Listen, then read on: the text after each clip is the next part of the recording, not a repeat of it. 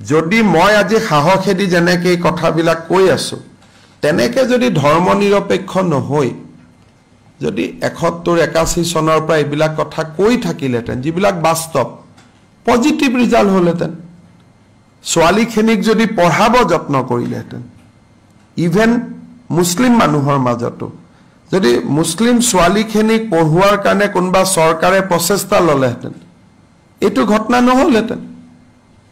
child মেৰেজৰ বিপক্ষে যদি কোনোবা চৰকাৰে আগতেই কৰিলেহেঁতেন তেতিয়াহ'লে ব্যৱস্থা নহ'লহেঁতেন এতিয়া ৩ বছৰত মইতো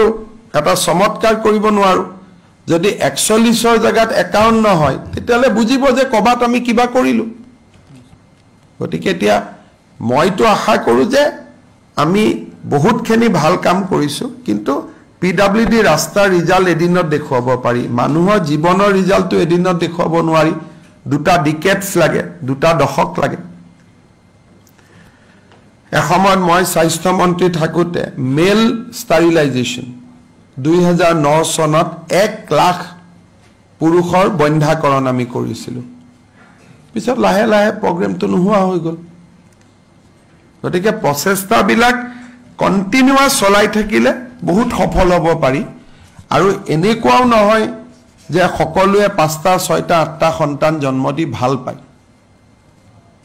এনেকুৱাও নহয় তাত কিছুমান এনাবেলিং ফেক্টৰ থাকে যাৰ কাৰণে সংখ্যাটো বাঢ়ি যায় এতিয়া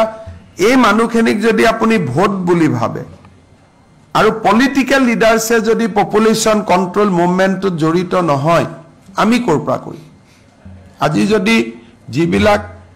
মুছলমান সমাজৰ মাজত যিবিলাক পলিটিক্যাল লিডাৰ আছে নিজৰ তেওঁলোকৰ দুটা সন্তান কিন্তু তেওঁলোকে গাঁৱত গৈ এইটো ভাষণ নিদিয়ে যে আপোনালোকৰ সন্তানটো দুটা ৰাখিব মই ক'লেতো মোক নামানে নহয় মুকটো শত্ৰু বুলি ভাবিব যাক বন্ধু বুলি ভাবে তেওঁলোকে সামাজিক দায়িত্বটো ল'ব লাগিব না হেতুৱে হৈছে কথা এইকাৰণে এটা অবধাৰিত যেটো হৈ আছে ঘটনা যে পপুলেশ্যনটা এটা সবে মুখ খুদি আছে হিমন্ত বিশ্ব শৰ্মাই ভুল তথ্য দিছাৰে মই ক'ত তথ্য দিছে এটা মোৰ তথ্য নহয় বৰপেটাত গ'লে তথ্যটো গম পাব ধুবুৰীত গ'লে গম পাব এইবিলাক আৰু তথ্য দিয়া কথা নেকি য'ত সংখ্যাটো বাঢ়ি গৈ আছে সেই জায়গাটো থিয় হলে গম পাব বাঢ়িছে নে কমিছে গুৱাহাটীত উলা উবেৰত ঘূৰিলে গম পাব 10 জনৰ ভিতৰত 9 জনেই এটা বিশেষ ধৰ্মাৱলম্বী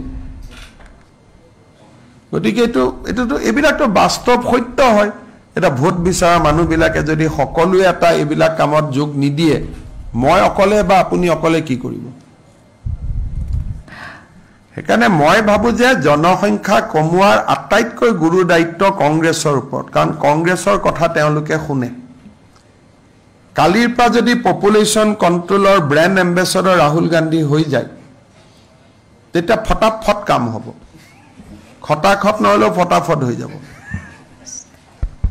কিয় তেওঁৰ কথা শুনে মোৰ কথাটো নুশুনে নহয় মুকটো এনিমি বুলি ভাবে না